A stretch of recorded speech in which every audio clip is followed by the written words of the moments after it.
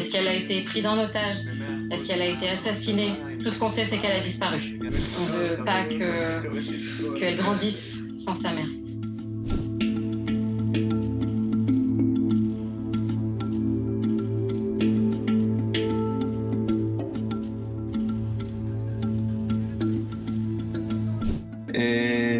Le dernier message que Céline a envoyé, c'est que les soldats arrivent. Et donc on pense que comme depuis, elle n'a plus donné de nouvelles, que ces fameux soldats n'étaient en réalité pas des soldats israéliens, mais des terroristes palestiniens.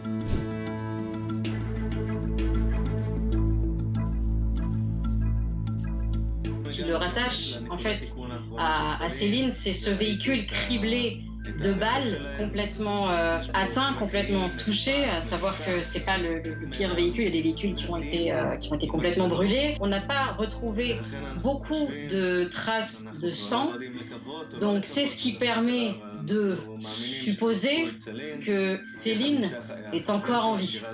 C'est très dur de garder espoir, mais il le faut pour Ellie, pour ce bébé de 6 mois, pour leur fille. On ne veut pas qu'elle grandisse sans sa mère.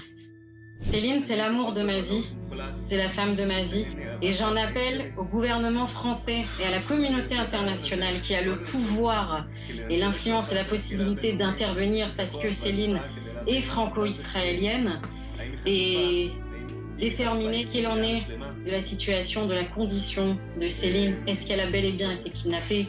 Est-ce qu'elle est bien traitée?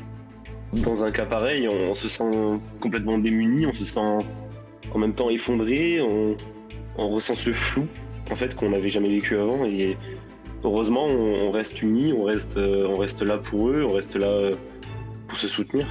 On ne sait pas où on va, on ne sait pas qu'est-ce qu'il y aura dans les jours à venir. On veut savoir où elle se trouve, si elle est dans les mains du Hamas, qu'ils nous le disent. On veut savoir où elle est. Si elle est décédée, on veut savoir qu'elle est décédée.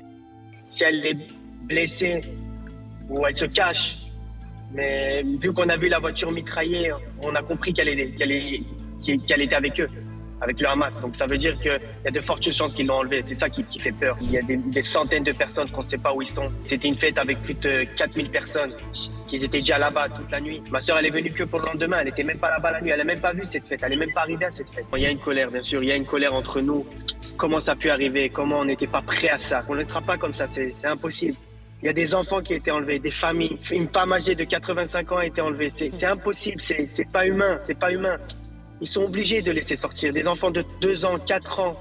Il y a des vidéos, il y a des familles entières qui ont été tuées, des familles entières qui ont été enlevées.